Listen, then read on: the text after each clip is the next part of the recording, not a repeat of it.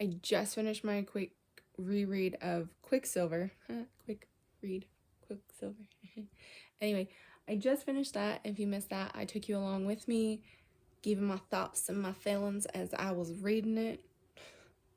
So I'll link that in the description if you are curious and want to read it with me. I'm starting Brimstone today, and it is the second book in the Fae and Alchemy series. I will be honest, I have no idea what any of it's about. I haven't even read the inside death cover. All I know is I read the last word of Quicksilver right before my little eyes closed last night, and it is like 8:45 in the morning. We gotta get cracking. To get through this beefy book. I feel like I can't say beefy book because I said that about Alchemized, and Alchemized was beefy book. This is just average, and it's like 600 pages. 660. That's like child's play, in my opinion. Anyway, page numero uno. There we go. I'm 84 pages in, but there was on page 26 that I can't stop thinking about. Hall of Tears. It's like Hall of Mirrors. I read it and I cringed inwardly. There's nothing inherently wrong with it. Kind of like, it seems a little corny to me, because Hall of Mirrors is a callback to Quicksilver, and I just we couldn't come up with anything else. It's just corny, in my opinion. Is it the end all be all? Is it really a big deal? No. Okay, but it's definitely leaning into the vampire aspect far more than I thought. I am really bad in fantasy stories on figuring out the pronunciation of things, so I want to applaud Kelly Hart for this, because she did this in Quicksilver too. She put pronunciation guide in the front of the book. She's not the only one who's done this, but not everyone does it, and I think it's so helpful. It's out of order, but it's on top of mine. I'm not saying the cover's not pretty. I think it is pretty. I have some qualms with it. I think it's weird that everything is smushed together. Like, most books, I feel like the title should be first, but it's her name, and then I wasn't familiar with her, or I didn't know, like, picking up Brimstone. I don't know that, like, it would be like Kelly Hart. Like, I would think, like, oh, is that title? I mean, obviously I would figure it out. I'm an adult. I can figure things out. It's pretty. The pages are pretty, and like the inside of it's really pretty, and even this thing is like no character at all. I'm not saying you have to do the character guide, because a lot of people didn't like that, like Kingfisher on the cover. It's fine. Like, if you're talking about like the 80s like Fabio thing, no, I hate that. It wasn't the worst thing ever. I don't, it's a whole AI thing. I know people, well, that might be a really hot take, but people were so upset about that. I'm just like,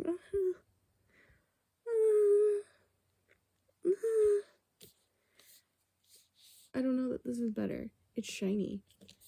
I mean, it is pretty, just offhandedly, but the size of the letters throw me off, if we're gonna be so for real. A little post-Thanksgiving dinner rating. I left off last night at chapter 8, 110 pages. I love the fact that there's dual point of view, adding more. Sometimes I think, like, when you just have one character, the story can be a bit unreliable because you're only seeing the story from that person's point of view. It's not like a narrator, right? It's the character. So anyway, everything filters through their worldview and whatnot. So I really like that this is dual point of view.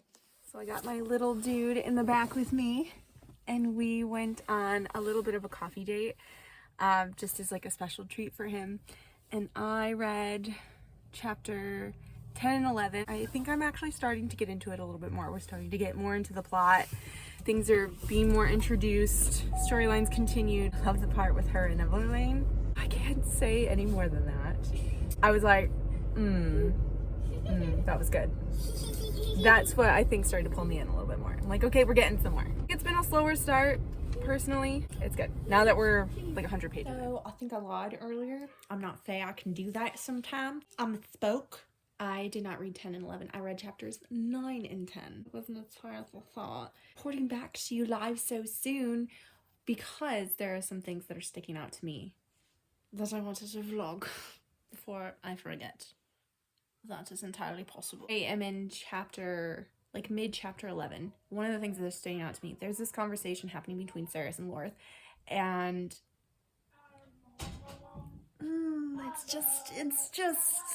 it feels awkward. Maybe that's the intention behind the writing. I don't know. I've noticed about romanticies specifically in the last few years of being published, it feels as if authors think every side character needs to be some sort of level of wittiness, of quirkiness. Seems like authors forget that side characters can just be side characters. They don't have to have any sort of uniqueness about them. It's almost like if there's not some sort of like uniqueness about them, then like they couldn't ever be relevant to the story. Like we can't have any straight side characters. That's how it feels. And it's as if ACOTAR set this precedent, right? That every side character warrior needs to be like Azrael and Cassian. Oh, I'd like to get away from that a little bit. You know, not every character needs to be witty. We don't always have to have constant banter back and forth. Let's use it more sparingly, right? Because when you're just throwing it at the wall in every interaction, it loses the appeal and funniness, I guess, of it. I don't find it as humorous when that's the fallback. Also, I've noticed there's a lot of swearing in it. And I'm not like a prude. I don't care if people have sailors' mouths in real life or in books. Like, I'm known to drop the occasional F-bomb myself. So that doesn't bother me. However, and this was a thing in Fourth Wing too that my husband and I constantly crack jokes about. I detest and I find it incredibly cringy when authors do the oh, period, my, period, effing, period, gods, period. Gods because we're in fantasy. Not to pick on Callie here. She's done that quite a few times. She did it in Quicksilver and she's done it a fair amount in Brimstone. And I'm only 11 chapters deep. Swearing can add the explanation point. It can pack a punch. It can drive home the point that they're in dire circumstances or like this is a shock. When you're doing it all the time, when every character is utilizing the F word and like it just, to me, it loses the potency of it. It just waters it down. And I feel as if there are so many other descriptive words you can use that are in the English language, which I think Callie does use some really cool like adjectives. I think she does a good job changing that up. I kind of wish she would have come up with different expletives. Just, it feels repetitive in that sense. And for me, it kind of is like wah, wah, when it happens because it's been used so many times already, even in the 11 chapters. It's like everything has that sense of urgency. So like when everything has that sense of urgency, then nothing has that sense of urgency. Like you've overplayed it, in my opinion. It didn't deter me from reading it. I'm not like, oh, this is like, I'm never gonna read this now. I'm gonna DNF it. That's not at all. I still like the plot. I think it's interesting. I think it's very different from any of the Fae books that I've read in terms of like the interaction with vampires. So I do like that aspect. I am a little wearisome of the swearing, but it's not enough to like deter me from or turn me off from reading it. Just something I've noticed and kind of wish she would have used a little more sparingly. I finished chapter 12, and I think our good pal Tal is a liar. And I think he's up to no good. I just sniffed some BS, Tal. BS. I've started chapter 14 in Brimstone.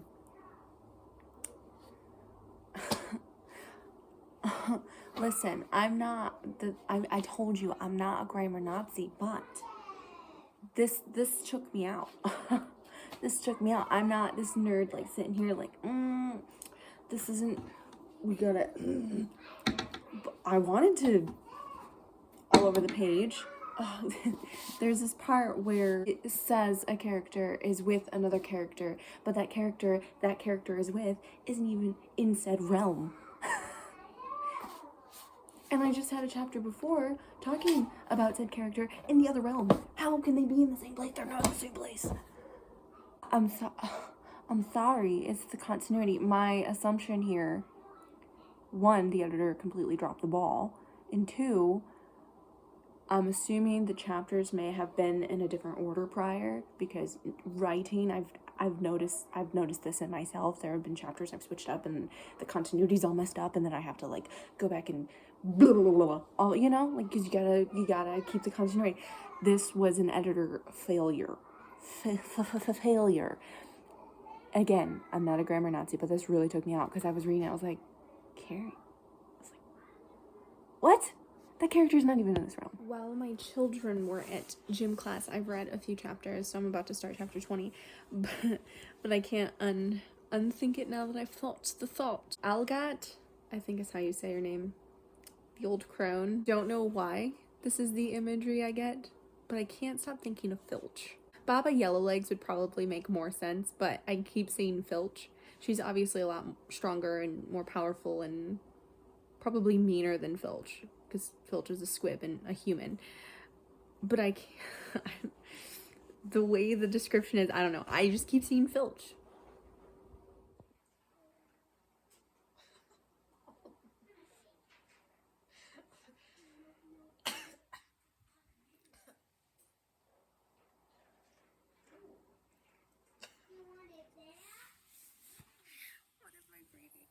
Decided to also listen to Brimstone like I did with Quicksilver.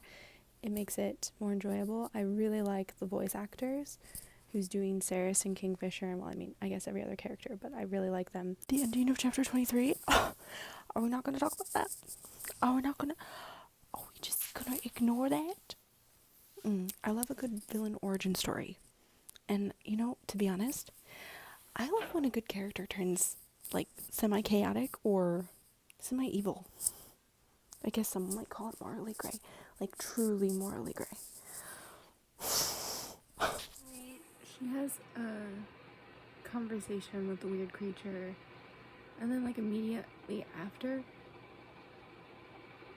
like, the thing that needed to happen happens.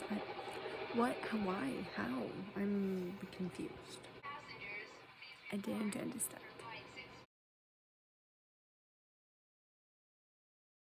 I know there's probably easier ways to read where I could just listen to it, but I read faster. And I'll probably listen to it later, but I want to read with my eyeballs. But I don't want to sit down, and I need some more steps. So this is the current situation. This book is making the term "my mate" incredibly good in shape than me. But the 3 more minutes chapter, I have never, quite frankly, I'm appalled. I have never been so appalled.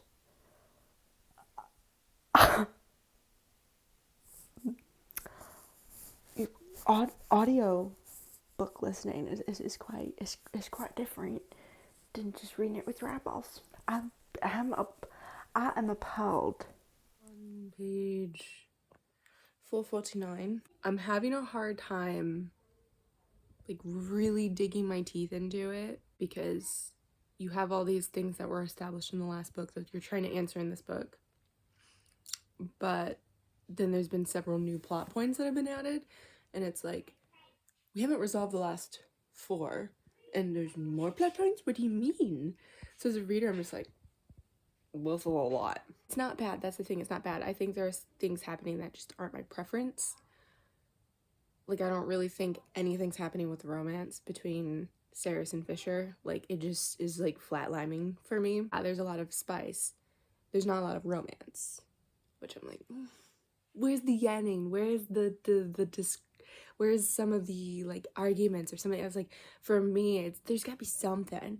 Like, it's not just perfect. Like, you got together 2 minutes ago, and now we're like, I love you to the ends of the earth. I'm like, bro, you've known him for maybe a month. I don't know.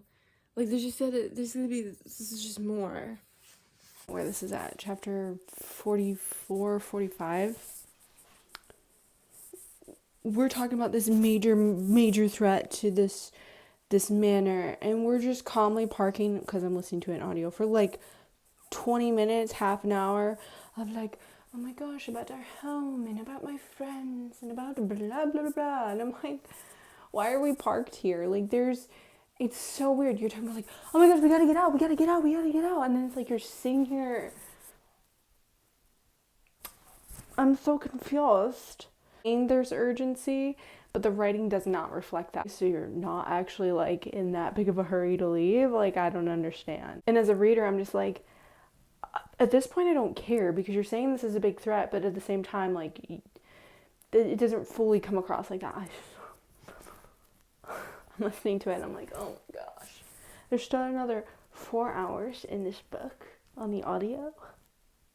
Okay, so I was wrong. Last night I was on chapter 43. Read a little bit more today, and I gotta be honest, dreading reading the rest of it. This book is kind of dragged. I feel like Quicksilver didn't do that as much. Like, I think maybe Quicksilver was a little slow to start, but then once you were in it, you were in it. And I thought, I don't know, I just felt like the pacing was really, really good. Like, I felt like there was some stakes with the fighting and the adrenaline stuff. I just don't really get that feeling with Brimstone. I'm gonna read a little bit more later. I think I'm about at 100 pages left. I think that's where I'm at. In the glow of the Christmas tree, I'm forcing myself to finish the book. I don't want to finish it. I'm not gonna lie, I got the whole box set of Mortal Instruments, and I really want to start it. Maybe that's part of the reason why I don't want to finish this, but also I just don't. This book has not inspired me as much. I know this. I know a lot of people like Brimstone better than Quicksilver. Not I. So, in the glow of the Christmas tree, I shall finish it. Probably. With a little McDonald's drink.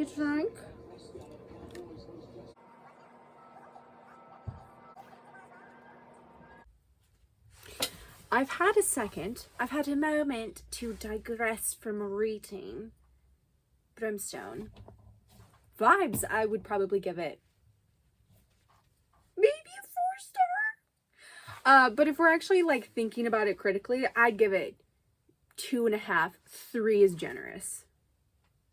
And I hate to even say this because I absolutely loved Quicksilver. I mean, there were things in it that I didn't like, but I could also forgive because it's the first book, and I feel like when you're establishing a story, you got to give it time to, like, marinate.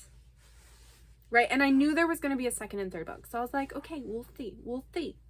I will tell you, the vampire aspect intrigued me, and Brimstone was a lot more of that vampire aspect than I was anticipating. And that's not necessarily a bad thing. I actually kind of like that. I haven't read any other book like that. And again, that could just be my ignorance with like Fae and vampire. Maybe there's a lot out there. I don't know. Maybe I'm making something up. I'm just saying, in my opinion, I thought it was cool. So in the beginning of Brimstone, you are kind of left with all of the loose ends from the first book, and then you're also getting introduced to like all of these new plot points. A lot of Brimstone felt like taking plot points and throwing it at the wall to see what stuck. That's kind of the feeling it gave me as a reader. There are a lot of plot points, like you'd open one and you're kind of exploring it, then you'd open another one, then you kind of explore it, and you're kind of just like all over the map. And I'm not saying that's a bad thing, because the story is very plot forward, which was fine. I know some people don't like that, because it's if you've read Fourth Wing, it's kind of like that. because then you go into, what's the next one? Onyx Storm is the third one. I don't remember the title, it's escaping me. But the second and third book in Fourth Wing is very plot forward, more so because you had more of like the romance established in the first book, and then you kind of see hints of it through the book, but it's very plot forward. So I would say Brimstone is very similar to that. I think Brimstone is a lot more smuttier than like Fourth Wing is in the second and third book, because like there's really not as much in Fourth Wing. Anyway, so you kind of have all these open plot points, and I'm not saying it's bad.